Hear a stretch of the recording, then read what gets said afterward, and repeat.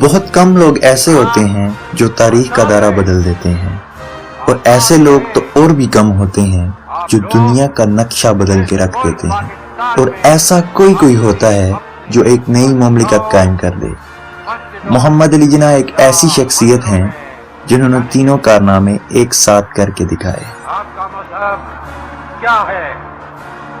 ذات کیا ہے؟ قوم کیا ہے؟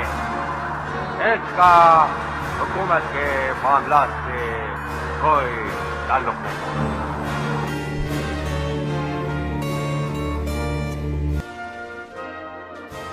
25 دسمبر 1876 وزیر مینشن کراچی میں ایک چھوٹے سے گھر میں ایک بچے نے جنم لیا۔ کسی کو کیا معلوم تھا کہ آنے والے وقتوں میں یہ ایک عظیم لیڈر ثابت ہوگا اور پاکستان کا بانی بنے گا۔ قائم رکھنے کے لیے ابھی اور قربانی کرنا ہوگی۔ مسلمان مصیبت میں گھبرایا نہیں کرتا۔ جی ہاں، ہم بات کر رہے ہیں قائد اعظم محمد علی جناح کی۔ قائد اعظم محمد علی جناح کراچی میں 25 دسمبر 1876 کو پیدا ہوئے، جو اس وقت بمبئی کا حصہ ہوا کرتا تھا۔ جناح کا تعلق ایک متوسط گھرانے سے تھا۔ ان کے والد ایک تاجر تھے۔ جناح کا اپنے بہن بھائیوں میں دوسرا نمبر تھا۔ ان کے 3 بھائی اور 3 بہنیں تھیں۔ بہنوں کا نام فاطمہ، مریم، شیرین، جبکہ بھائیوں کا نام احمد علی، رحمت علی اور بندے علی تھا۔ آپ کے والد کا نام پوجا جناح تھا اور آپ کی والدہ کا نام میٹھی بائی تھا۔ ان کے والدین گجراتی زبان بولتے تھے، جبکہ بچے انگریزی زبان بولنے لگے تھے۔ لڑکپن میں جناح اپنی خالہ کے ہاں کافی عرصہ رہے، جہاں وہ ایک پرائمری اسکول میں پڑھے۔ بعد میں انہوں نے cathedral and John Connon school سے تعلیم حاصل کی۔ کراچی میں وہ سندھ مدرسۃ الاسلام اور کرسچن مشنری سوسائٹی اسکول میں داخل رہے۔ انہوں نے میٹرک جامعہ بمبئی کے ہائی اسکول سے کیا۔ قائد اعظم اپنے لڑکپن میں پولیس اسٹیشن میں قانونی کارروائیاں بھی دیکھا کرتے تھے۔ آپ ہر بات میں سچ کا ساتھ دیتے اور بزرگوں کی صحبت اختیار کرتے تھے۔ آپ اپنے والد کی مرضی سے ایک برطانیہ کمپنی میں نوکری کرنے لگے۔ اس سے قبل قائد اعظم کی والدہ نے خواہش ظاہر کی کہ میں آپ کی شادی کروانا چاہتی ہوں، اور یوں قائد اعظم کی شادی ایمی بائی سے ہو گئی، اور پھر وہ 1893 کو لندن روانہ ہو گئے۔ پر آپ کی شادی زیادہ دیر نہ چل سکی، اور آپ کی شادی کے کچھ ہی مہینوں بعد آپ کی بیوی انتقال کر گئی۔ نوکری کرنے کے باوجود بھی آپ کو مزید پڑھنا تھا، اور پھر آپ نے نوکری چھوڑ دی اور قانون کی پڑھائی شروع کر دی، اور اس دوران ان کی والدہ بھی انتقال کر گئی۔ اس کے بعد آپ نے اور محنت شروع کر دی۔ قائد اعظم بہت ہی حاضر دماغ تھے، اور جب قائد اعظم لندن یونیورسٹی میں تعلیم حاصل کر رہے تھے تو ایک پروفیسر پیٹر ان سے بہت نفرت کرتا تھا۔ ایک دن پیٹر ڈائننگ روم میں لنچ کر رہا تھا تو جناح بھی اپنی ٹرے لے کے اس میز پر بیٹھ گئے۔ پروفیسر کو اچھا نہ لگا اور اس نے کہا کہ آپ کو نہیں پتا کہ ایک پرندہ اور سور ساتھ بیٹھ کر کھانا نہیں کھا سکتے؟ جناح نے جواب دیا کہ پریشان مت ہو، I should fly on another table، مطلب میں یہاں سے اڑ کر دوسری میز پر چلا جاتا ہوں۔ اس پر پروفیسر کو بہت غصہ آیا۔ اپنے طالب علمی کے دور میں وہ دیگر کئی ہندوستانی رہنماؤں کی طرح برطانوی روشن خیالی سے متاثر ہوئے۔ اس سیاسی رجحان میں جمہوری، قومیت اور تعمیری سیاست بھی شامل تھی۔ اس دوران آپ دیگر ہندوستانی طلباء کے ساتھ مل کر برطانوی پارلیمنٹ کے انتخابات میں سرگرمی کا مظاہرہ کیا۔ ان سرگرمیوں کا اثر یہ ہوا کہ جناح وقت کے ساتھ ساتھ ہندوستان کی آئین ساز خود مختار حکومت کے نظریے کے حامی ہو گئے، اور آپ نے ہندوستانیوں کے خلاف برطانوی گوروں کے حد تک امیز اور امتیازی سلوک کی مذمت کی۔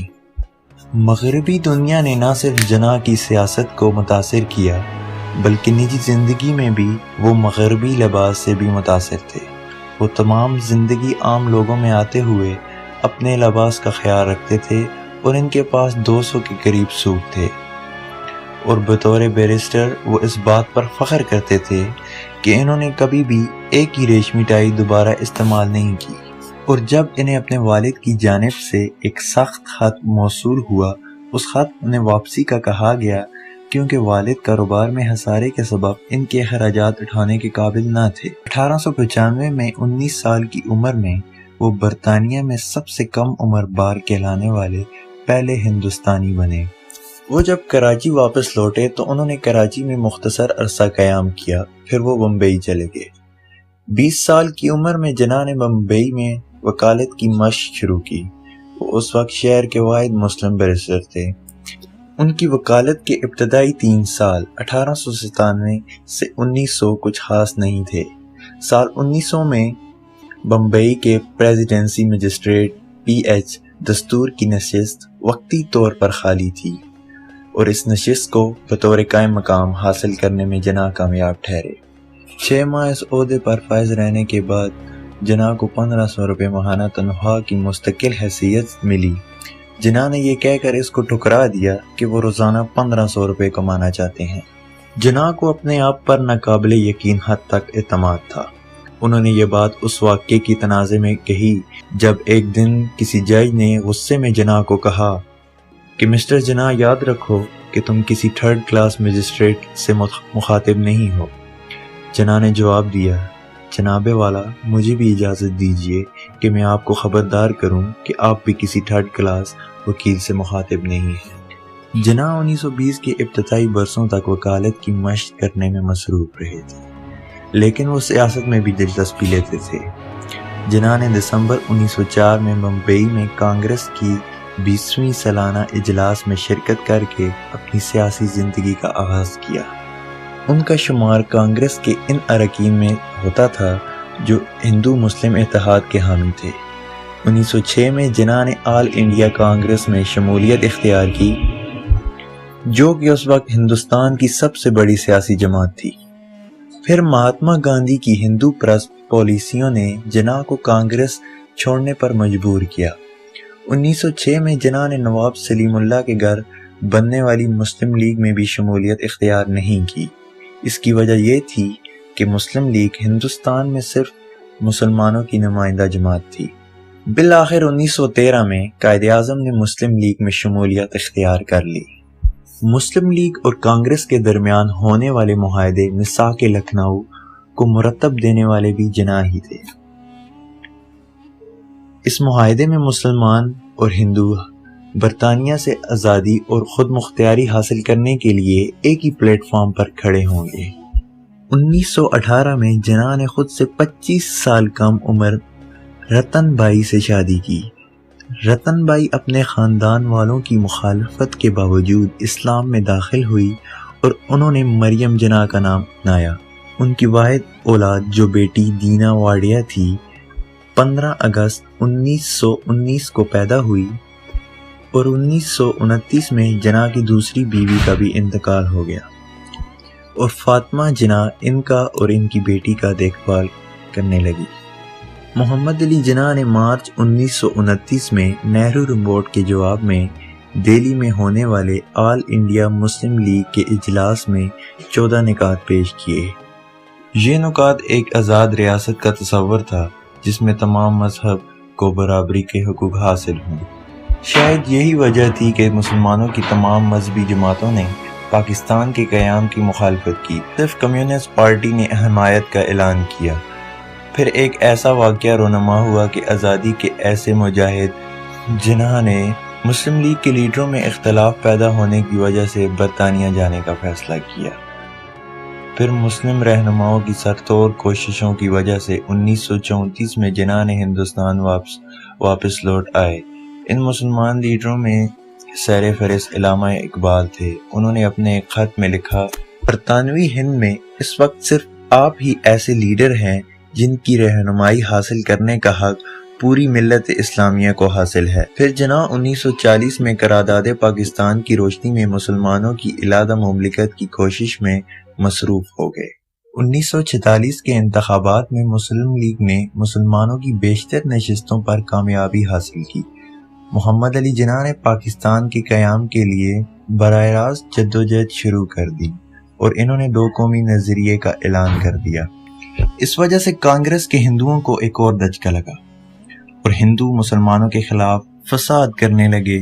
مسلمانوں کو طرح طرح کا نقصان اٹھانا پڑا، مسلمانوں کو جمع جماعت کاروبار سے ہاتھ دھونا پڑا اور بہت سے لوگ ملازمتوں سے فارغ کر دیے گئے۔ پھر یہ بات کھل کر سامنے آ گئی کہ ہندو مسلمانوں کو غلام بنا کر رکھنا چاہتے ہیں۔ سیاسی چپلش اور فساد کا نتیجہ یہ نکلا کہ بھارت اور پاکستان دنیا کے نقشے پر دو الگ الگ مملکت کی صورت میں نمودار ہو گئے۔ السلام علیکم۔ پاکستان براڈ کاسٹنگ سروس، ہم لاہور سے بول رہے ہیں۔ 13 اور 14 اگست سن 47 عیسوی کی درمیانی رات 12 بجے ہے۔ طلوع صبح آزادی۔ السلام علیکم بھائیوں اور بہنوں، پاکستان حاصل کرنے کے لیے ہم نے بہت قربانی کی ہے، مگر ہمیں پاکستان کو قائم رکھنے کے لیے ابھی اور قربانی کرنا ہوگی۔ مسلمان مصیبت میں گھبرایا نہیں کرتا۔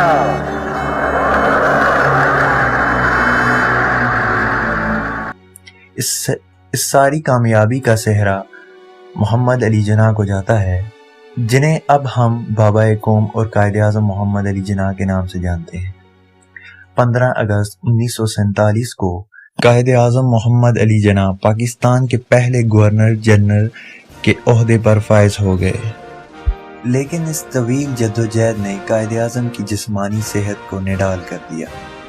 لیکن اس کے باوجود بھی قائد اعظم نے مشکل حالات میں اپنی قوم کا ساتھ نہیں چھوڑا، اور پھر ڈاکٹروں نے انہیں آرام کرنے کے لیے زیارت جانے کا کہا۔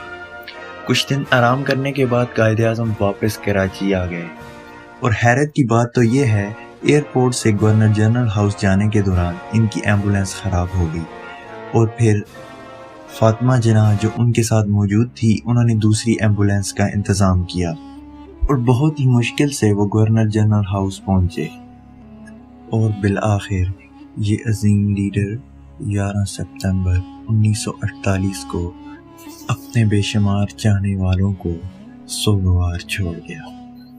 قائد اعظم کی وفات کے بعد سارے پاکستانی بہت غمزدہ تھے، لیکن ان میں انتشار پیدا نہیں ہوا۔ سب بہت ہی ڈسپلن تھے اور سب تیار تھے کہ ہم حالات کا مقابلہ کریں گے اور منظم رہ کے مقابلہ کریں گے۔ کراچی میں موجود گورنر ہاؤس میں مولانا سید انیس حسن رضوی کو قائد اعظم کی نماز جنازہ اور دیگر رسومات کے لیے طلب کیا گیا۔ تمام لوگ اپنے قائد کی وفات پہ افسردہ اور غمگین۔ قائد اعظم کی زندگی پر بہت سی کتابیں لکھی گئی، بہت سے ڈرامے اور فلمیں بھی بنائی گئی، لیکن لوگ ابھی تک اتنی زندگی کے بہت سے پہلوؤں سے ناواقف ہیں۔ بلکہ یہ کہنا غلط نہ ہوگا کہ اس عظیم شخص کے زندگی کے پہلوؤں کو اجاگر کرنا ایک بہت ہی مشکل کام ہے۔ ہزاروں سال نرگس اپنی بے نوری پہ روتی ہے، بڑی مشکل سے ہوتا ہے چمن میں دیدہ۔